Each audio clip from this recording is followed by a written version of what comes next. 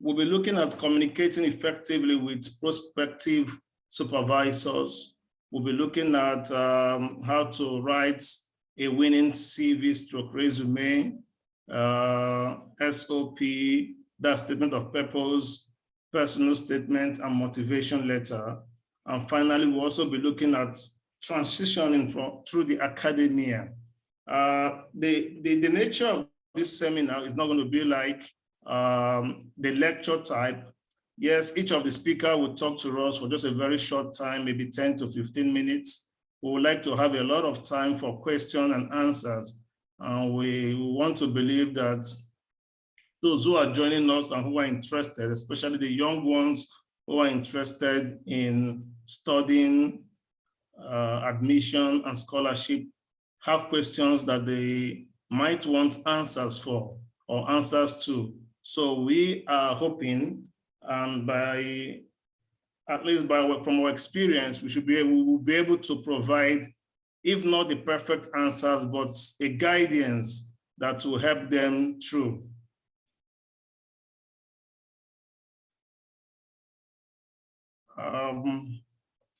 I don't know if we're still expecting many people to join us, so I don't know if we should go ahead or we should keep waiting. It's already 12 minutes past the time we scheduled for this webinar.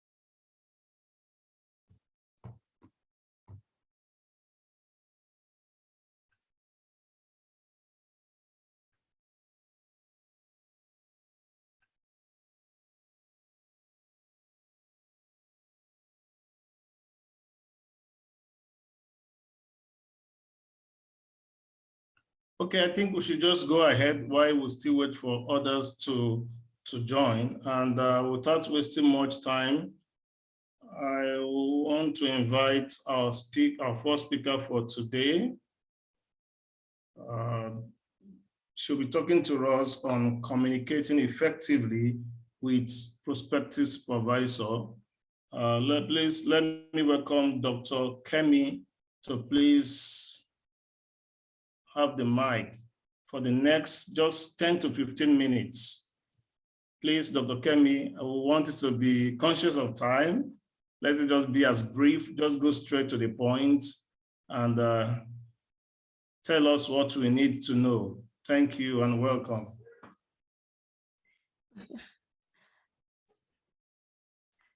Thank you very much.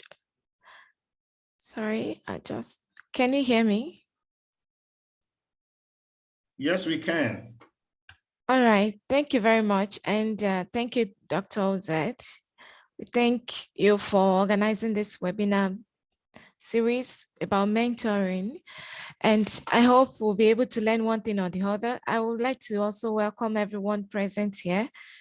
And I won't, let me stop babbling. Let me just go straight to the point because Dr. Zed has said strictly adhere to the time. Thank you.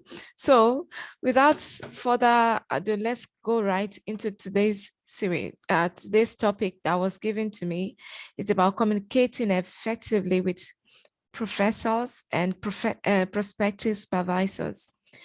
I'm just going to make it brief, and if you have any question, please keep it till the end of the session or each time, period.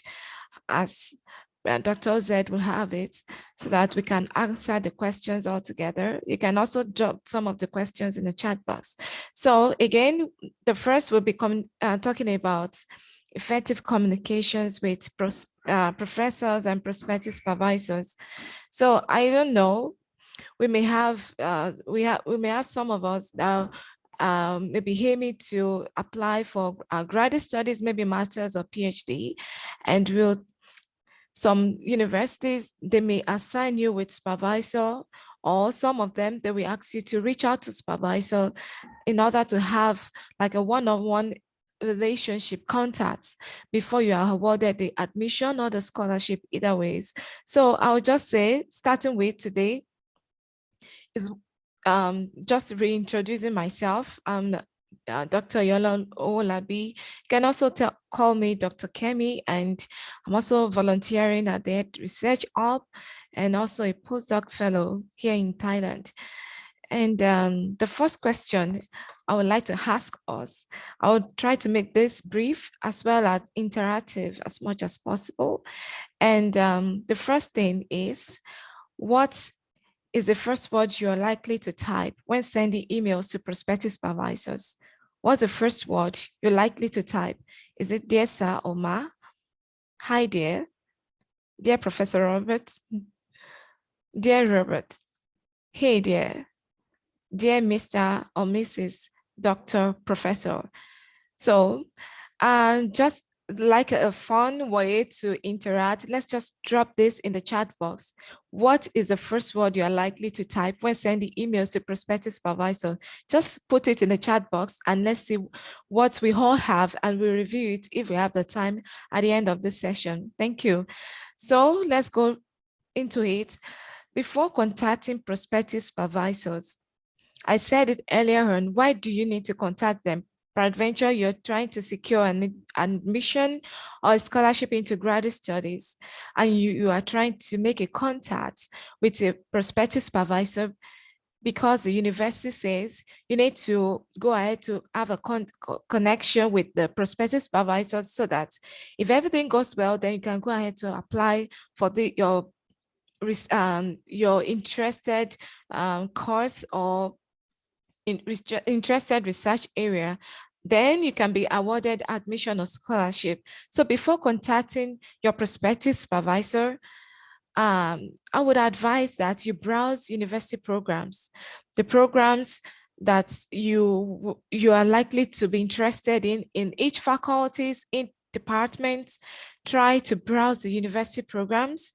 And the second one is the profiles of the supervisor or the advisor, either ways, in the university. Try to review their profiles and their research interests, and try to make a list of all of those ones that they are around your area of expertise, and try to see which one you are likely to make a match with. Then the next one is you check some other department. Peradventure, you didn't get what you're looking for in this specific department. For example, I'm aiming to study a plant biology or master's in plant biology, and I couldn't find it in Faculty of Science, for example. So instead of giving up, maybe I'll rather go to Faculty of Agriculture or something, or Faculty of Environmental Science, if I cannot get the supervisors that are within my area of expertise or specialization, if that makes sense. Dr. Z, if it's almost time, just let me know and I'll just wrap up, because I don't want to overshoot the time. Thank you.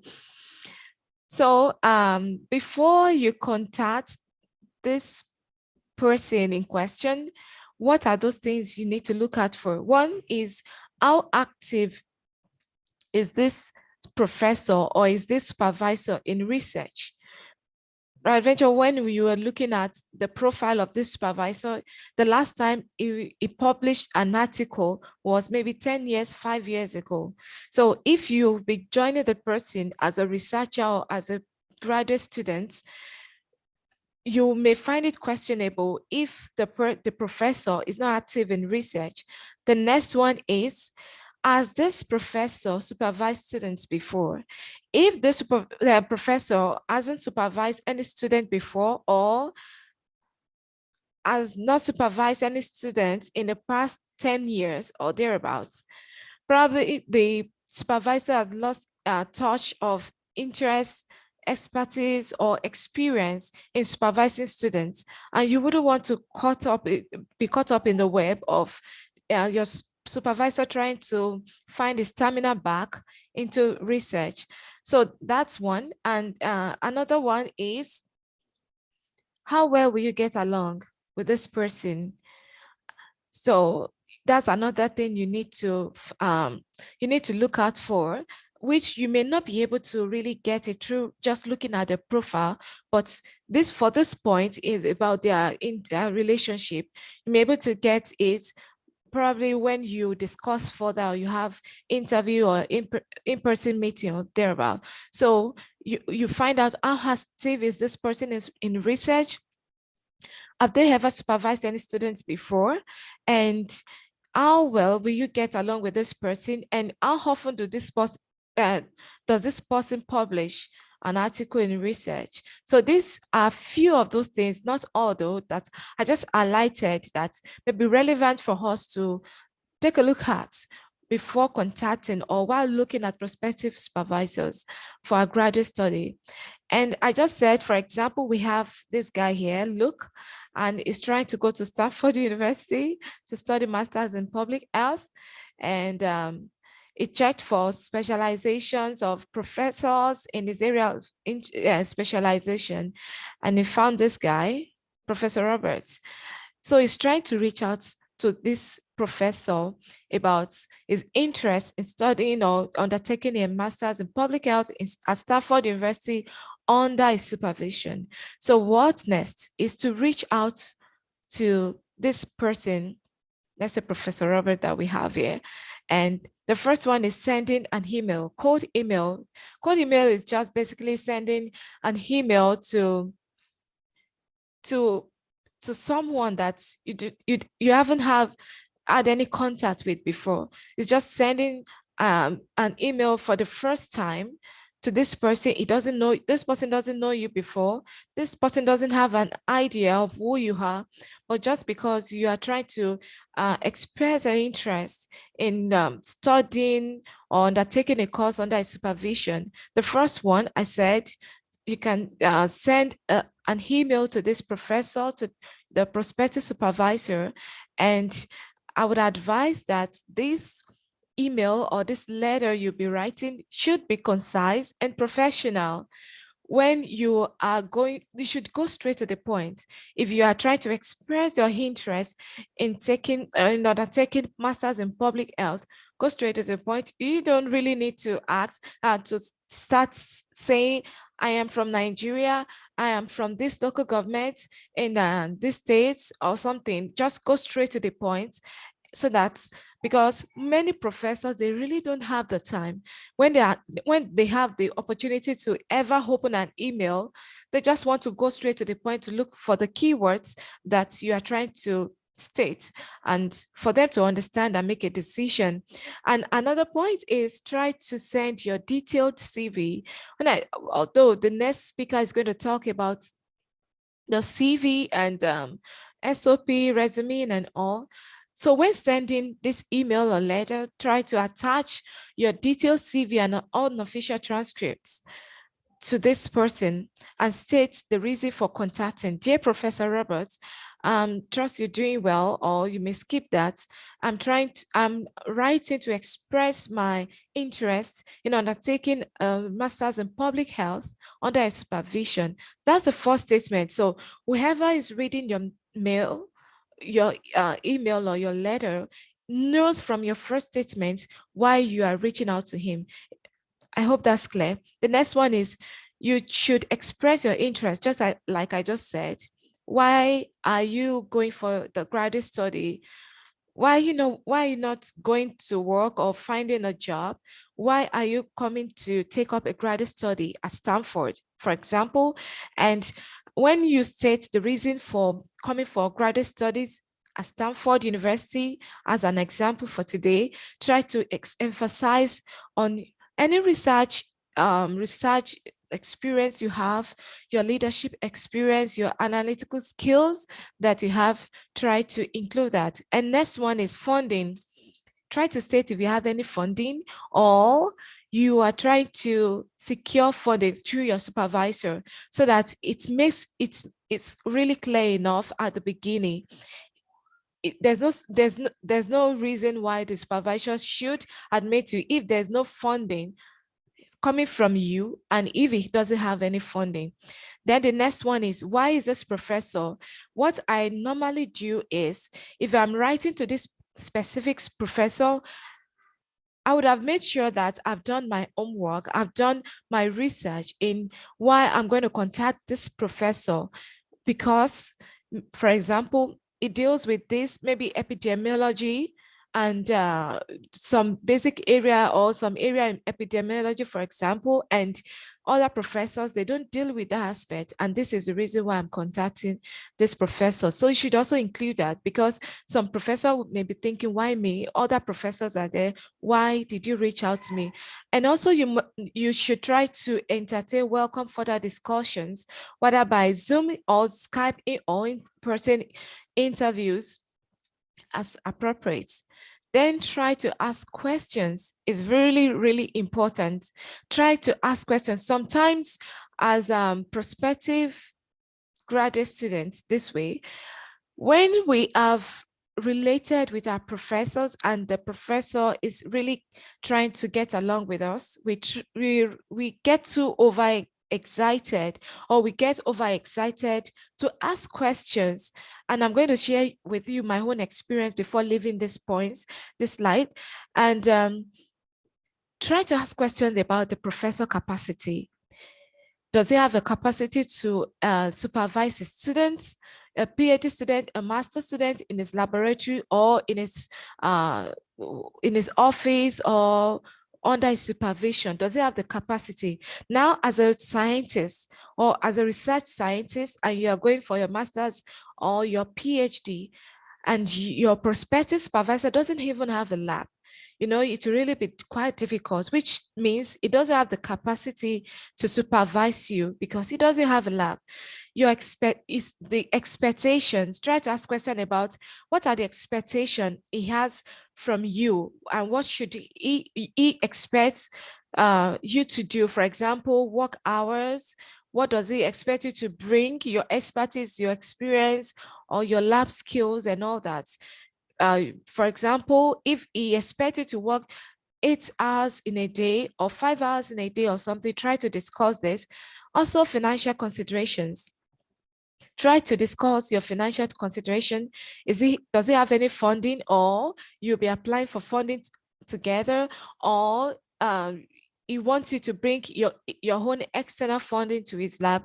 Try to consider that. Then if you have received funding and you do not have any stipend, monthly stipend, that or bench work expenses or expenditures that it will make available for you, try to discuss this with him. It's really important. And if he'll be supporting you with this, or he expects you to bring this to his lab or to his office. The next one is, what is his consideration about authorship? So when you publish a manuscript together, what does he expect from you? Is it going to be the corresponding author, or is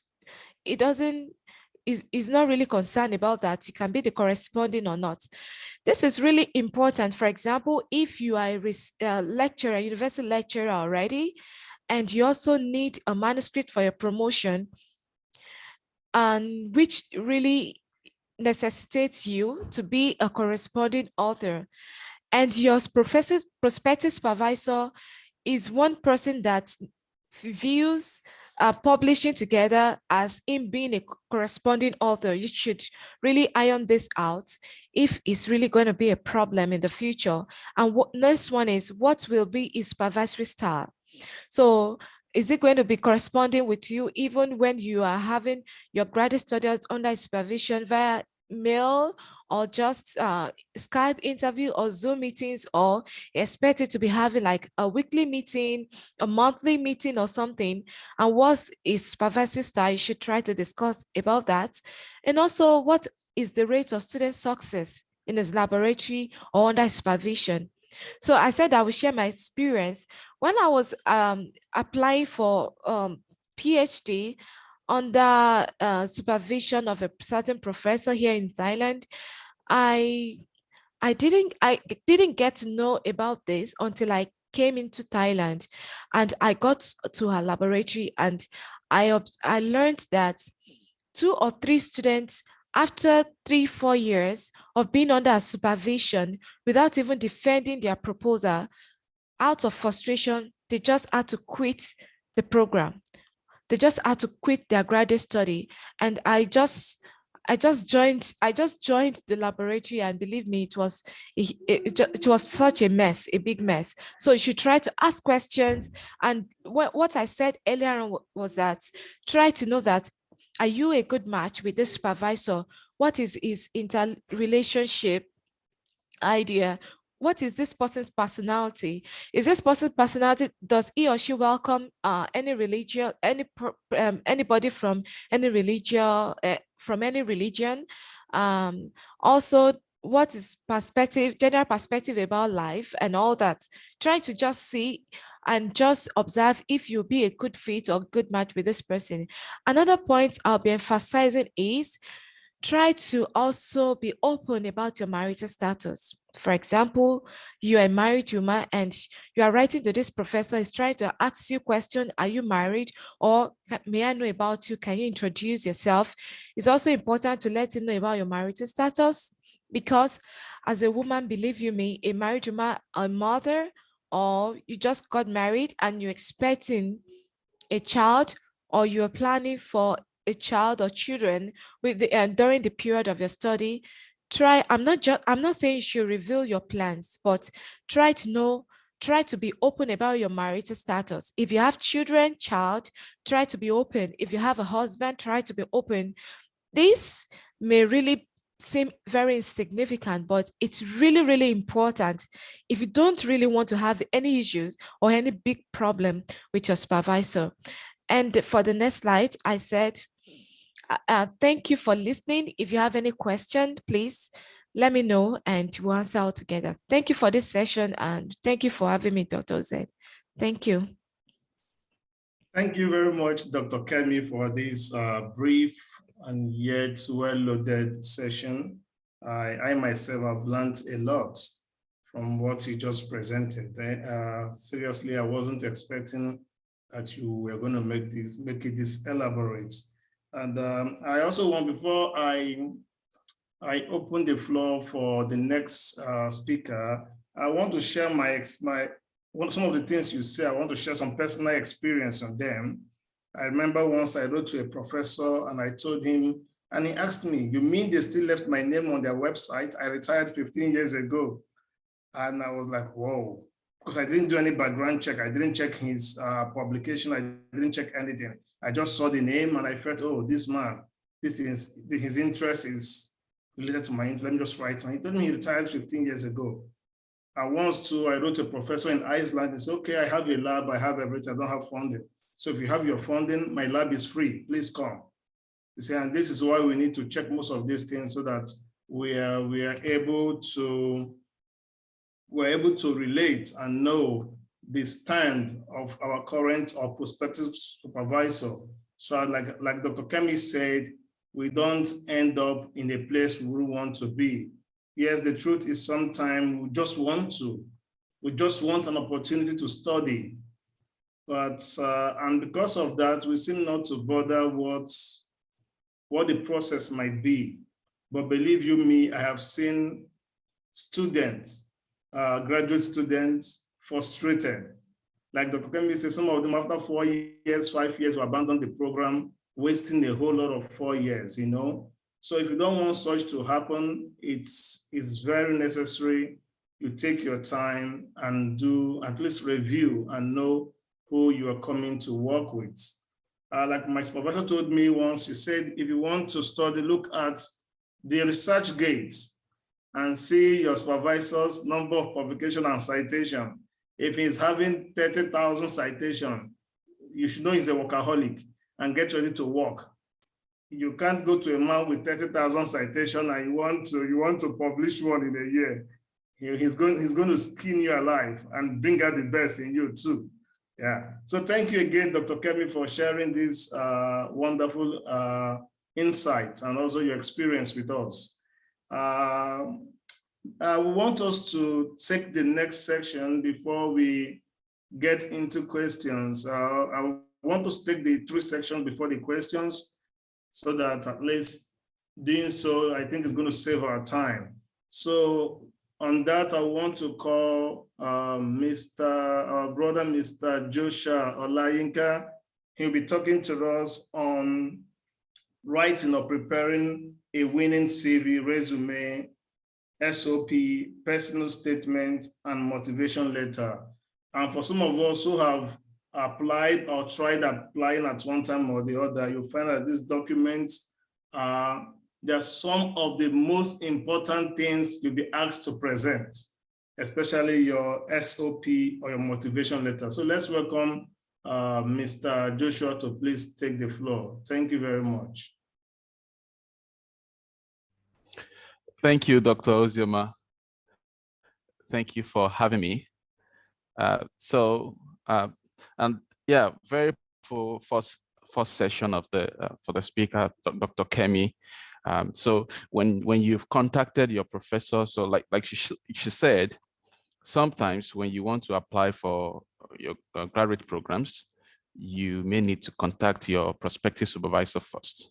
Okay, so after you've done that, following the important things that she has said, the next will be to apply.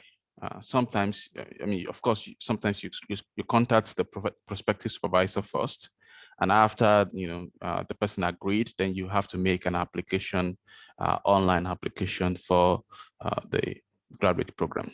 Now, so this session is focused on writing an excellent CV or resume, personal statement, or motivation letter, or statement of purpose. And yeah, before, just briefly, let me introduce myself. My name is Joshua Olayinka, and I'm co-founder and the head of human resource management of this organization. I'm also a lecturer at Walalak University in Thailand. And in my role as a lecturer, I also am part of the admission committee for undergraduate program. Okay, so I may be sharing some of my experience also in admitting students for undergraduate program, and which is of course similar to the graduate program. All right, so because of the short time that I was given, so I try to keep it simple, okay? So first, let's say, what is the importance of CV, personal statement, or motivation letter? This first one is actually the most, is what we must keep in mind the most, which is about, it is for screening out and narrowing down the number of candidates. So when we open admission for students, normally have a lot of candidates. Most universities have a lot of candidates to fill the number of class, the space that they have. So there's always a limited space, most purely for graduate programs. So for undergraduates, it may be more than graduate programs. So graduate program, you need to have supervisors ready. So some universities, most universities that are competitive they have thousands and thousands of applicants. So, and they only need a certain number of candidates. So like for instance, not all supervisors are free. They have their hands full. They have students they are supervising at the moment. So they may only have space for one more, maybe to join their lab or to join their team. So the number of candidates that the university will eventually want are limited. So and the CV and personal statement and motivation letter, there are ways to screen down to narrow down the number of candidates for for selection. So there's going to be an admission committee who will make the decision about which candidate to select.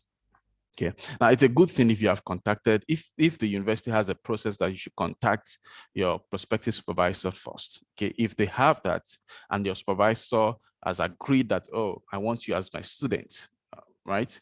There's a higher chance, okay? Let me say there's 80% chance that you will get you'll get the admission. But there's still a 20% chance that you will not, because not the supervisor won't make the decision alone. There's an admission committee.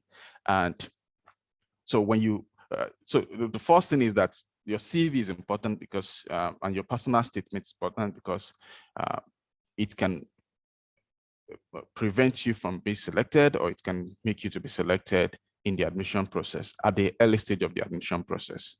Then it also introduces the candidate. So I just keep it at those two important points. So keep that at the back of your mind, that your CV personal statement introduces you, and it can make you to be screened out or to pass through the early stage of the admission process. So what I'm going to do, because of time, and like Dr. Ozioma said, we'll give more time to question and answer. So maybe when every other speaker has spoken. So what I'm going to do is just to give you tips. Now these tips are, well, I'm going to share a little bit of experience in it, and they're readily available, but of course you should be guided. Not all tips, you can't follow all tips that you see online, okay? Some things are not true. They are not coming from experience. So I'll try to make it more interesting by sharing experience rather than just telling you what to do. So for CV, so I'll divide it into two parts, tips for writing CV or resume. So for instance, in the academics, we focus more on CV, but for jobs, you could talk about resume, okay? We focus more on CV, which is more detailed and you know, highlighting major things than a resume. So the tips is, the first one is about marketing yourself, okay? I'll tell you, when we want to, for the admission committee, for undergraduate students in my university. So when we have lots of applicants, and when because we conduct interview for applicants that are selected from, first they get screened by an administrative staff. First, of course, they have to pass through the boards, like the application tracking system. If they are successful in the application tracking system, so then the administrative staff will screen through, right? Whatever the computer left out, then the administrative staff will try to check. Now, once the administrative staff checks, sorry for that. Once the administrative staff checks, sorry, let me put my phone on silence. Once the administrative staff checks, so the administrative staff will prepare some documentation, like a summary of things that the admission committee needs to know before the interview time. Yeah, so your CV is about marketing yourself. So you have to put your best forward, right? You have to tell what the things that are important, that makes you stand out, that that are important for the university to know. The second thing is that you should beat the boats. So the boats are like the computer, the application tracking system. So most universities do this. They have certain things. For instance, if you said that we only accept people with CGPA, this CGPA and above, right? 3.5 out of 4 or whatever. And in the application, we're going to ask you all these things, right? Then if you do not meet that criteria, then you don't even move on to the review process, right? So it's already stated there. Now, but the CV is also important. The system, the system, we try to itemize the things on your CV, and then we can see whether it matches the requirements. So make sure that when you're doing your CV for any graduate program from any university, try to do your own work to see what are the things they are looking for in their candidates, in graduate students, okay? Then the third thing is that choose a good format. Okay, there are a lot of good formats. You can check formats from even from Microsoft Word document. They have CV formats. Okay, so try to choose a good format, and a good format will give you opportunity to to be concise. Like it shouldn't be like 30 pages CV. Okay, mostly we say not more than 2 pages, but maximum, let's say 3 pages, okay, of CV. If it's more than that, your CV gets printed out also to be given to the admission committee before making decisions. So if it's more than that, it's like, why is this person, listing all these things? So you only say the good things, that the things you want to say about yourself that relates to the university. Then I say start with a bang, like your profile, okay, and it's also important, or your executive summary if it is a resume, okay. Let it be concise. Don't use too many personal pronouns, like don't use too many personal pronouns, and it has to be short, not too long. Okay, let it just be catching. It's like the first way to introduce yourself, so let it be catching to the person that is going to read your CV. Okay, and we also said put the right arrangement. Okay, the right arrangement, meaning that the most important things forward first, right? For instance, you're applying for master's or for PhD. You're supposed to highlight your academic achievement first, right, before your job experience. Okay, that's it when you're applying for. But of course, if you're applying for a job, then it's the other way around. Okay, so put the right arrangements and then avoid typos. It puts people off when you have too many typos, typographical error. That's what I mean, on your CV, and it also shows that you're either clumsy or you don't take this seriously. So imagine I have a lot of candidates and I only need few. So I'm looking out for ways to screen out people, to disqualify people, because I only have few spaces left to be filled. Okay, so avoid typo. Then another thing is standout. So this is very important. Okay, and this part relates to your extracurricular activities, your hobbies. Okay, you have to write something that's well, I'm not saying you should, don't try to make it up, right? Well, of course, it's about the way you package yourself anyway. Okay, you have to write something that's memorable. Whether you have volunteered somewhere, whether you have done something that's put in context, relates to, that supports your graduate application admission. For instance, whether you've volunteered in a research lab, you've been part of a research team. So try to describe in the part of the hobbies or extracurricular activity. We normally look out for that. Okay, so we want students, not just the bookworms, not just people who cannot contribute to the university community. We want people who have been involved in extracurricular. It's a plus. Okay, so try to stand out in that regards. Okay, so I'll stop on the tips for CV or resume writing for now. Then I'll move on to tips for your personal statement or motivation letter. Okay, so your personal statement simply it's talking about you, like why should we give you the admission? Okay, but the motivation letter is more about why you want to. Okay, thank you, Dr. Ozioma. Okay, the motivation letter is about why you want to study this program. Okay, then the two, I'll combine it, because, and I'll say that it's not just the personal statement or motivation letter or statement of purpose.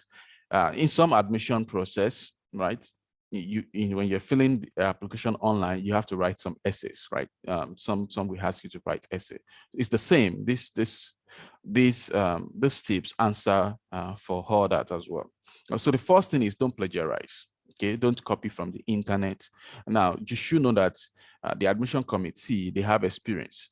Okay, so they've seen, they've read a lot, they've seen a lot. So if you plagiarizing, they will know, even without running through the plagiarism detecting software.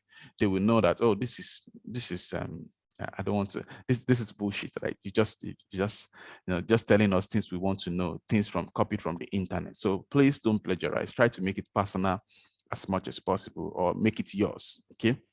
And the second thing is that you answer the questions in the mind of the reader. Okay, what do they want to know? You should tell them what they want to know. So I read some motivation letter that they're really not what we want to know. They're not. It doesn't, because when I'm reading, I'm looking out for certain things, right? Now this is for undergraduates. Okay, it's not for graduate program, but of course it applies as well. Okay.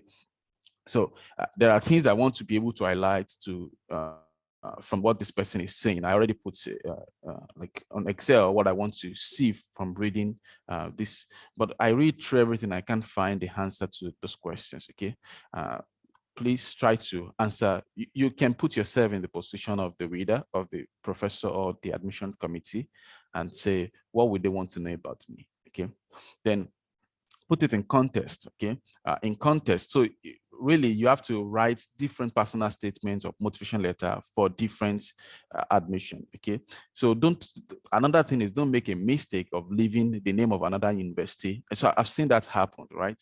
You leave the name of another university on your motivation letter, like you are applying to a different university, but the name there, that puts people off, right? So it's easily disqualifies. Then the next thing is good grammar, clear and concise. Okay, writing is a skill, so you also have to develop your writing skills. If the grammar is bad, it's a disqualification. Okay, then avoid typos also. We write. Sometimes we think faster than our brain is faster than our hand. Okay, so once you write, take your time to read it again. And the last thing is, get someone to review your letter or SOP. Okay, get someone to review it. Sometimes you think you've written your best. Let somebody who can criticize, right? Criticism is good. Of course, you may not take everything, but you should see reason. Give it to somebody who knows better than you, right? And let them review your letter or SOP for you. And yeah, I think that's all for the tips for this because of time. And the next is I'll be answering questions when Dr. Ozioma wants us to answer questions. Okay. Yeah, thank you so much for having me.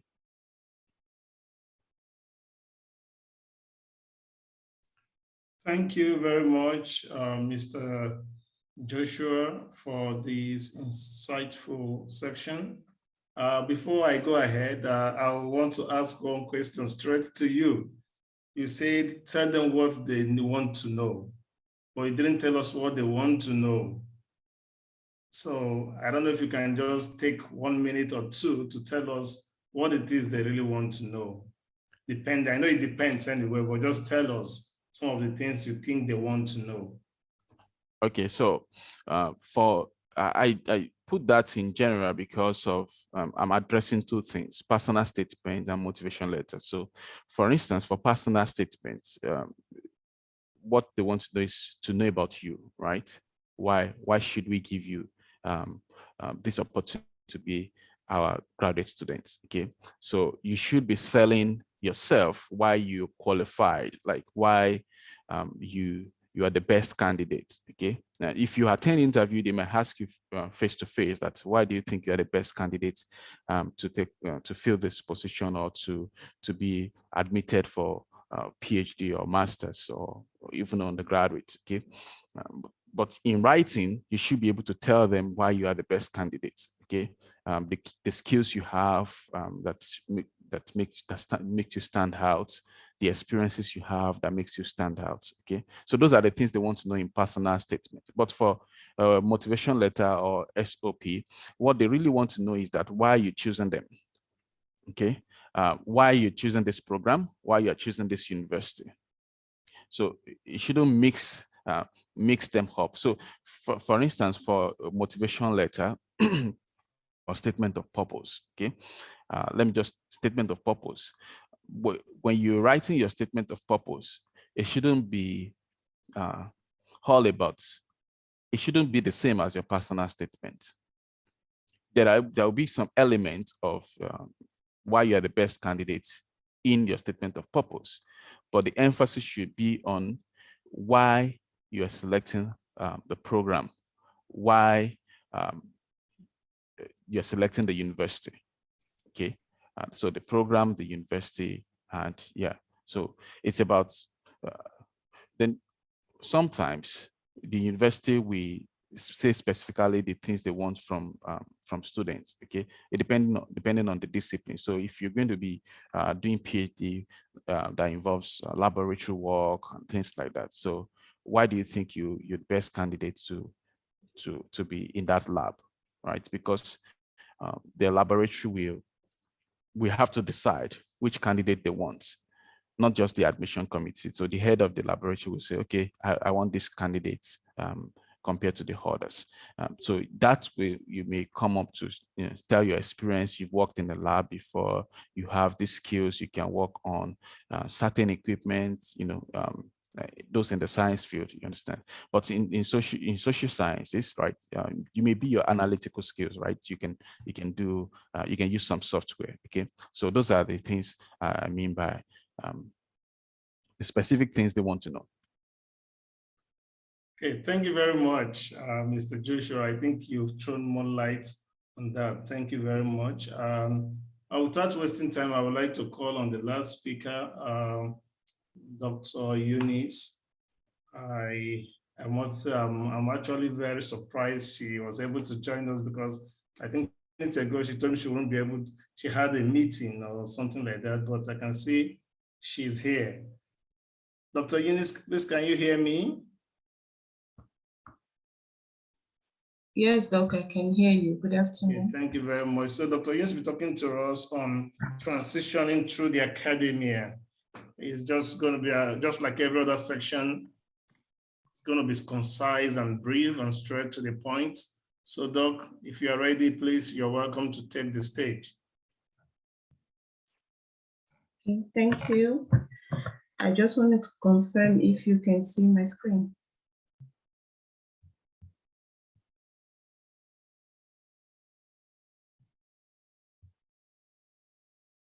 Hello, can you see my screen?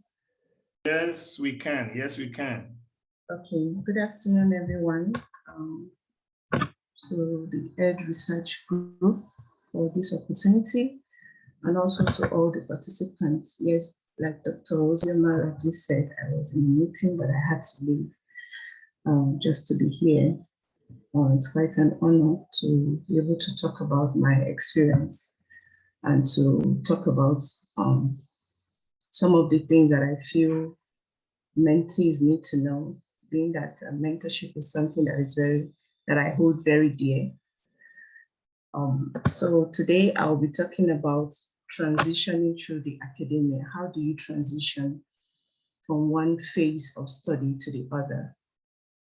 So I'm going to be sharing these tips, and I trust that you get value from what I'm going to be talking about. So to start with, Mother Teresa said that the first step to becoming is to will it. So the first step to become anything in life is to be determined, is to make up your mind about what you're going into. And we quite know that academics or postgraduate study is something that is an endeavor that is very challenging. And many a times students face one difficulty or the other. So there's need to get the right information. So transitioning is just as if you're saying, moving from one level to the other. You probably have finished your first degree, and then maybe the next thing you're thinking about is to do a master's degree or to do a PhD if you're someone who has finished his or her master's. So how do you do that successfully without experiencing difficulty on your path? So as we can see from that picture, that lady, she needs to move from the first step to the last, to the top. And for her to do that, I mean, she has to make up her mind to be able to face or confront the challenges that she'll meet on the way. So it's going to take a lot of determination and courage on her part, on her own side, to be able to do that. So, and that's what transitioning through the academia sometimes comes with. So for me, I'm going to be sharing now 7 major tips with you. This is already evening from my end. So the first thing I think you should know, or you should get right, is to have the right information.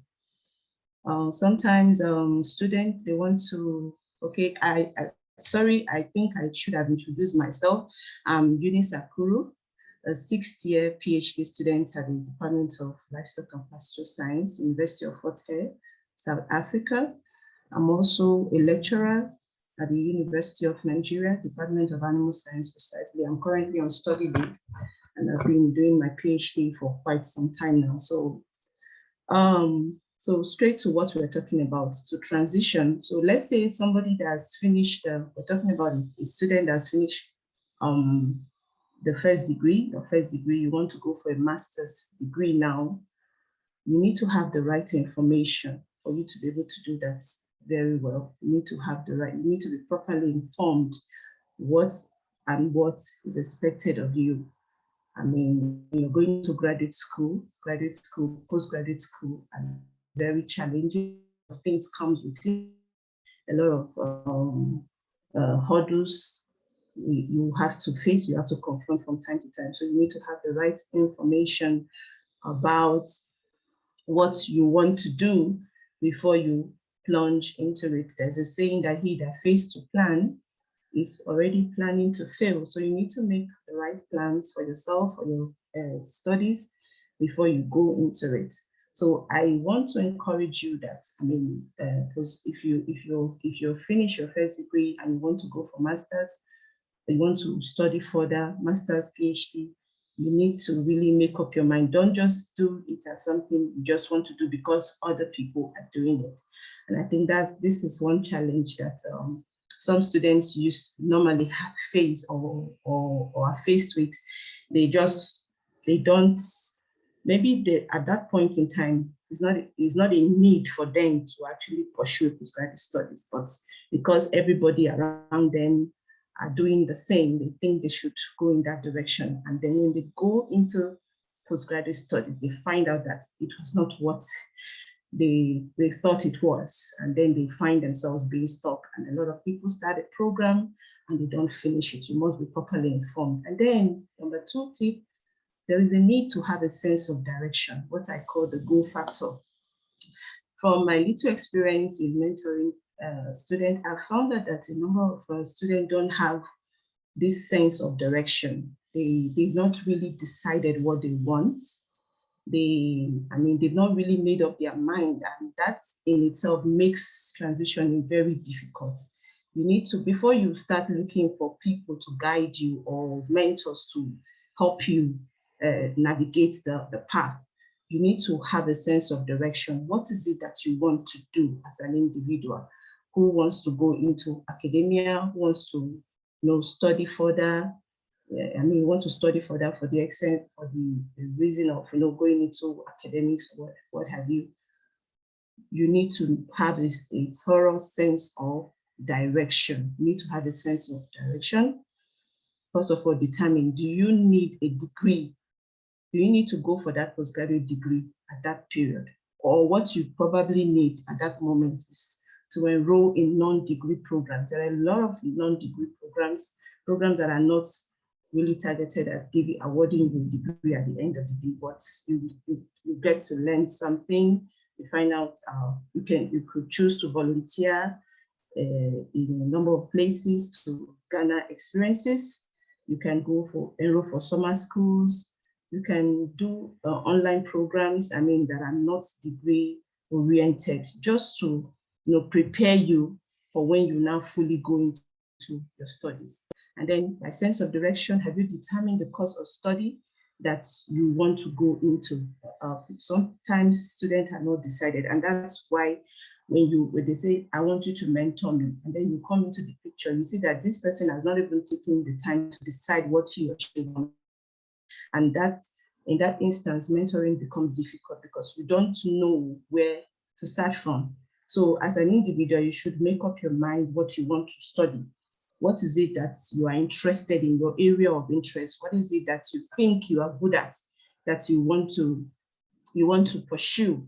So you should know. It's not like today you say, okay, I want to enroll for public health. And then tomorrow, okay, maybe I should do IT, or next tomorrow you want to do chemistry. No, it makes applying for scholarships, it makes contacting supervisors very difficult. So you should be able to narrow your options and say, okay, let's say I have options A, B, C. Between these three options, I think option A is my go-to. This is what I want. So when you have decided what you want, it's now easier to contact a prospective supervisor or to talk to a mentor to guide you through the process. So have a sense of direction and when the course of study have been determined, then it's easier to now reach out to prospective supervisor. I saw the first speaker spoke about going to ResearchGate to know who your supervisor is and all of that. That now helps you because now you have decided what you want, and then you're looking for a supervisor whose research interests align with yours. And then you're also able to know what university to choose. So I think the reason why students have this challenge of not having a sense of direction is this. At times there's this competition tendency, to want to compete with their peers. My friend is going overseas, I myself also should go overseas, or my friend is trying to study, go for a study course on public health, and for that reason, I think that is what I need. But you should understand that your path is different from that of your friend. So have a sense of direction, know the goals that you have set for yourself, that you intend to achieve, that will help you to be able to transition, without much challenges. Then I go to, then when you have known your goals, like what you want to achieve, then we look at the growth factor. What do you need to do to achieve your goals, or what steps do you need to take to achieve your goals? So for, let's say somebody who is transitioning from BSc, you finish your first degree, you want to go for master's. Before you go into that, because already postgraduate school is, like I've already mentioned, is very challenging. It's not something you should just dabble into. You should make up your mind. And I've seen from the little interaction I've had with mentees, my mentees, those I'm mentoring, when I say, okay, they contact me, please, I need to submit a personal statement. There's an experience I had, a mentee contacted me, said, I need to submit a personal statement. And I said, okay, send a draft, write a draft of what you want your prospective supervisor to know about you, and then send it to me. And she was like, no, you're my mentor. And I said, yes, I'm your mentor, but that I'm your mentor doesn't mean I should do what you need to do. So you need to write. So I saw from her expression that she was disappointed because she felt as her mentor, maybe mentorship to her means that I should do the work for her. So, but I stood my ground and I said, no, if I have to write for you, it means I'm not mentoring. She said, but I don't know. I said, you need to know how to write. So in that instance, I think what she should actually focus on now is acquiring skills, not just rushing into application, looking for who to supervise her and all of that. Because when you get into postgraduate school, you will be tested on all grounds, especially in the area of writing. You're going to be writing your proposal, you're going to write your thesis. So if you don't know how to, if you're not taking time to acquire skills, how are you going to cope? Are you going to keep outsourcing your need for writing to people? That's not right. So now, after determining or knowing your goals, the goals you want to achieve, then what steps do you need to achieve those goals? So we need to focus on acquiring skills, writing, Thankfully, the second presenter have taught us how to write statement of purpose, personal statement, motivational letter. Especially if you're intending to study abroad, you cannot run away from these things. They are constant requirements. Personal statement, statement of purpose, motivational letter. So you need to focus on this, knowing how to go about this thing. So focus on acquiring skills. Then exam preparations. There are some universities abroad that will need you to take certain exams.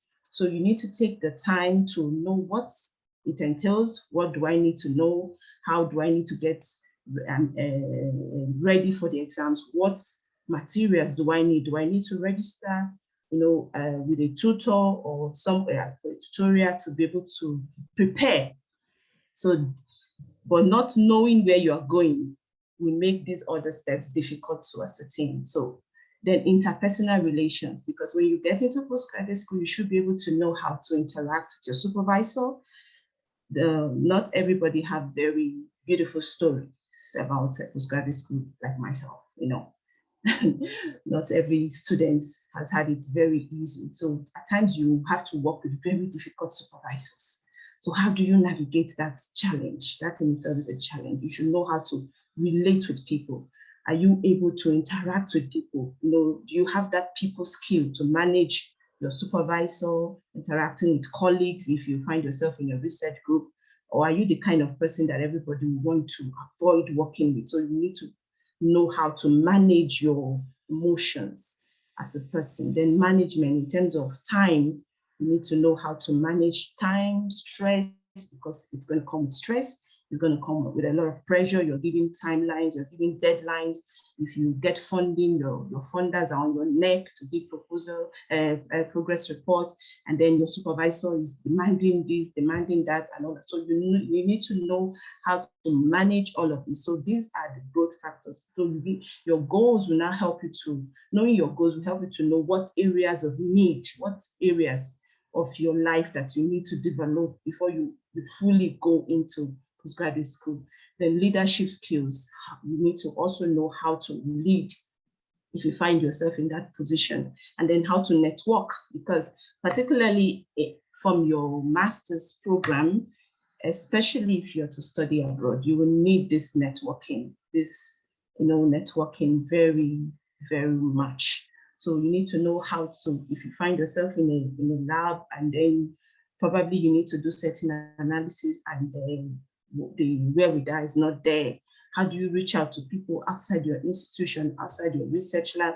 Your supervisor will not be there. Most supervisors are very busy. So they need students that are independent, students that can take initiatives on their own, that you're not waiting for your supervisor to feed you, tell you what to do, when you have a need and all of that. So you should be able to know how to reach out outside your network, how to interact with people and get things done so that you are able to give the expected output to your supervisor. Then, okay, now you have known your need, your growth needs. What support do you need to achieve your goals? The people factor, I call it the people factor. So I discovered that most of the time students jump phase 1 and 2, and they just go straight to this third phase, and they say, I want a mentor. And then you come into the picture as a mentor, and the ground has not been prepared. You don't even know what to mentor. So now you're teaching the person the ABCs that he or she should have known from the beginning. So what supports? Now you've known your goals, you've known the skills you need to acquire, then you need people. So that's where you now need mentors, people who have been there, who have worked, who have gone ahead of you. They've seen the challenges, they've been able to overcome, they've been able to develop certain skills that have helped them. So you need to know how to go about having a mentor. And I think it's better to have a mentor that can really guide you on, because academia or postgraduate study can be very lonely, can be very challenging. So it's better not to walk alone. You need people, you need support. I always advocate, I always tell students that when you want to go for postgraduate study, make sure you have a strong support system. You cannot emphasize, I mean, I cannot overemphasize the importance of that. Most of the times you hear of depression, students getting depressed, and at times it leads to suicide. You know, people thinking it's over. There's no need to keep pushing.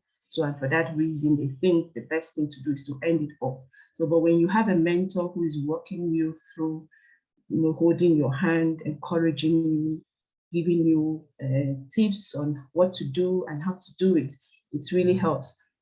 And then your social network, your friends, you need colleagues. You know, don't work in isolation. There's need for collaboration. You need to collaborate with people. You need to interact with your colleagues. And then you might find out that you need something. You need, I remember a typical case, because I do share tips on my social media handle. And then this lady I think one of those days I made a post on the need for collaboration. You know, whether you're a postgraduate student, whether you're a staff, you know, wherever you are, you need to collaborate with people. That is actually the gold mine right now. To get things done, working in isolation is not the best. So this lady kept telling me, oh, I need collaborators, but I don't know how to go about it. And then I told her, why not, what field are you? She told me her field, and I discovered both of us are not in the same field. And I kind of found it difficult to help her, but she was still insisting that, please help me. I said, okay, go to ResearchGate, look for, you know, your area, people that publish in your field. Where do they publish? What journals do they publish in? Those names, that identify those names, and then try to see if you can reach out to them. And then she did that, but she did not really follow through on it. But okay, over time, as we kept interacting, I remember that I had a colleague that is also in her field, and I just, okay, don't worry, I will try to see if I can talk to him, talk to this guy. And then I spoke to him that, please, somebody, you know, a colleague, a friend of mine is looking for collaboration, really interested. And that's how, you know, that collaboration was set up. So you cannot afford to work in isolation. You need people, the people factor for transitioning to really, you know, go smoothly. And then the fifth tip is utilize opportunities. Don't turn it down.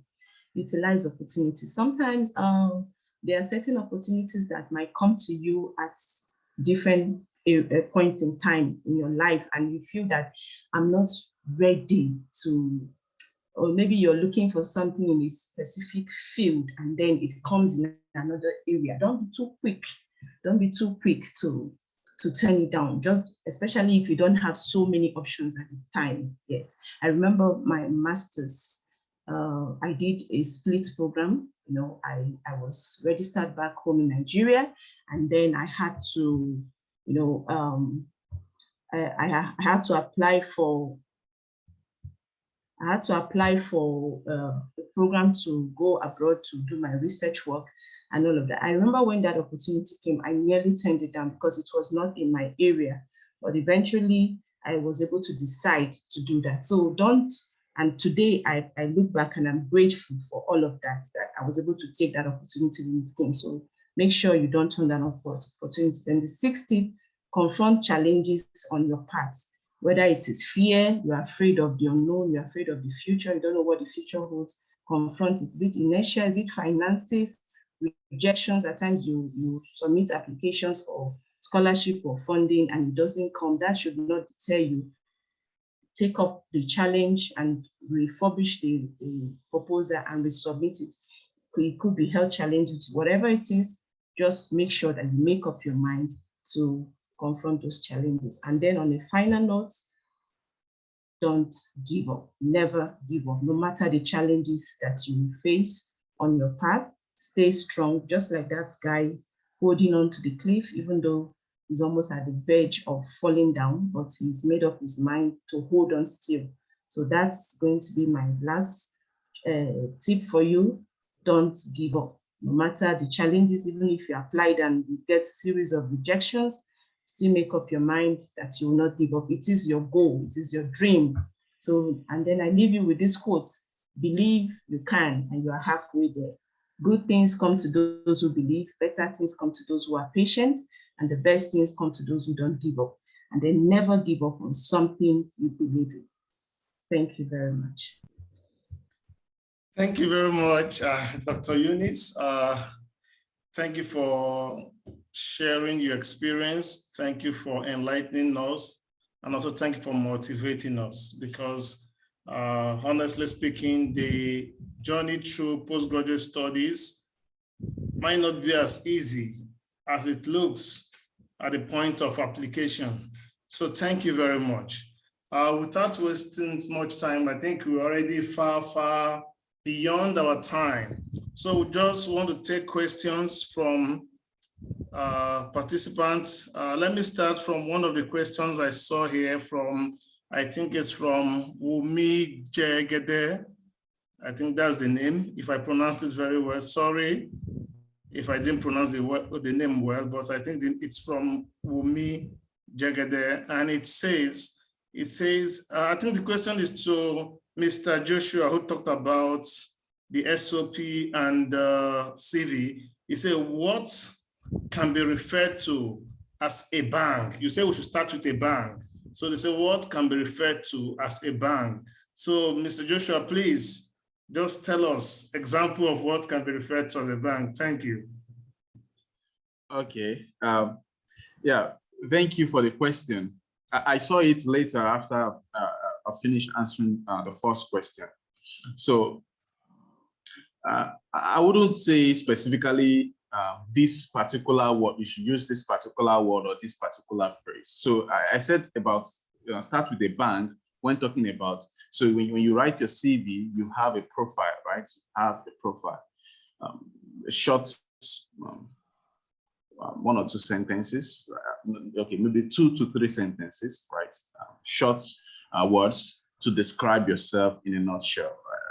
And what I mean by that is let that be catchy, right? Let it be, don't let it be ambiguous.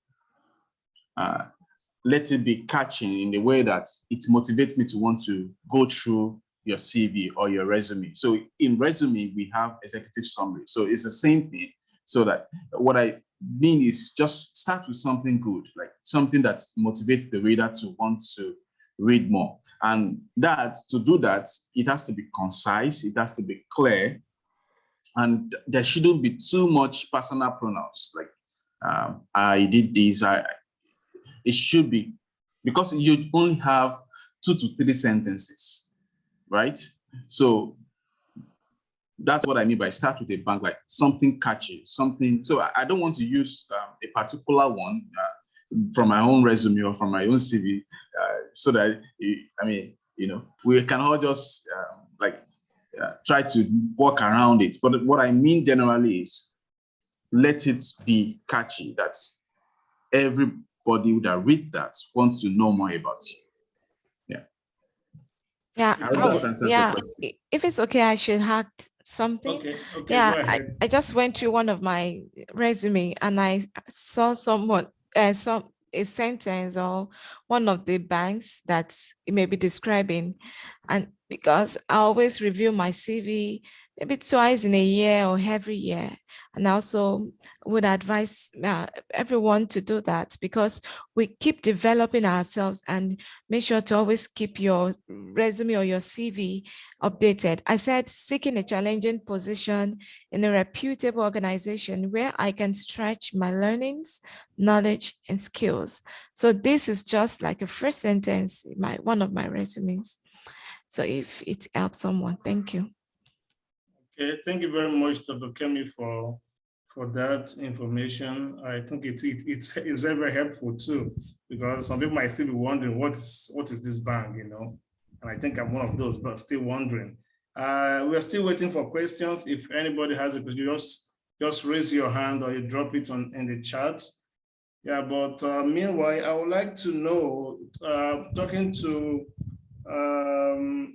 Dr. Kemi, I have a question.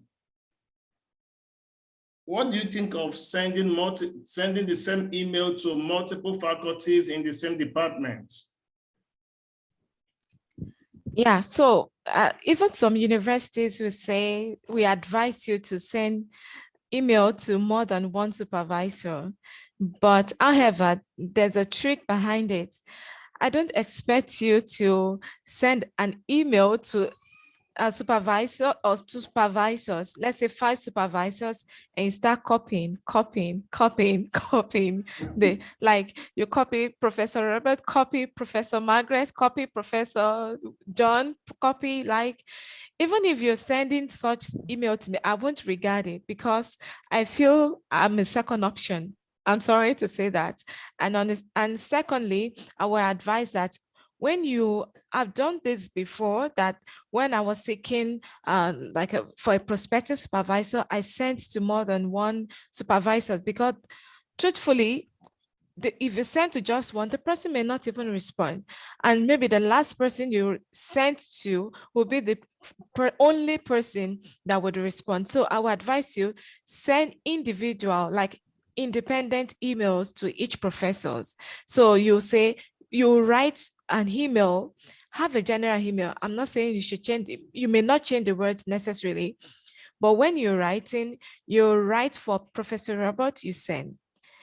Compose another one, write to Professor Margaret, you send. Compose another one, write to Professor John. It may be the same content, but do not forget, when you are copying and pasting, don't make the mistake of copying and pasting their names too, because that would be a great blunder and nobody may even respond to you. I don't know if I've answered your question. Yeah, thank you very much. I think you've answered my question. We're still expecting questions.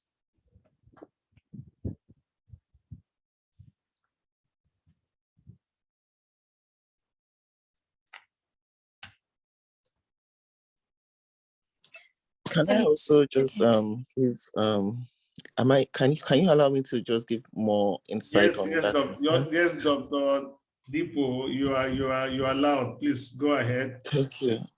Thank you very much. Like what Dr. Kemi said, it's very, very good. I mean, it's okay if you copy the same email, but please be mindful. Sometimes we might put the research interest of that particular of one lecturer in our email. Probably your interest in food chemistry is aligns with my career, and you're now writing that another email to a food microbiology, and in that email you have your interest in food chemistry, and that lecturer will be like, I'm not even in food chemistry. What kind of email is this? So be mindful. If you are even copying, like what Dr. Kemi said, please read everything and ensure that that email, if you need to still adjust it a little bit to suit another professor, is better, so that you don't look like somebody that is not mindful. People in this part of the world, they need people that pays attention to details. So please pay attention to details. Make sure you read it very well. You can send the same email, but make sure whatever is in that email is, if it is general, fine. If it is specific to a particular professor, then change that specific information to another professor that you are sending it to. Thank you very much. Thank you very much, Dr. Dipo. I also want to say that copy and paste makes you look as if you're very lazy. It's just a sign that this person doesn't want to do anything. I just copy everything, paste, and give to this person. And if you have to, please be mindful to change some of the content. Thank you very much again, Dr. Dipo. Yeah, there's another thing I would like to add to my own session. Maybe someone may be wondering about when I talked about marital status.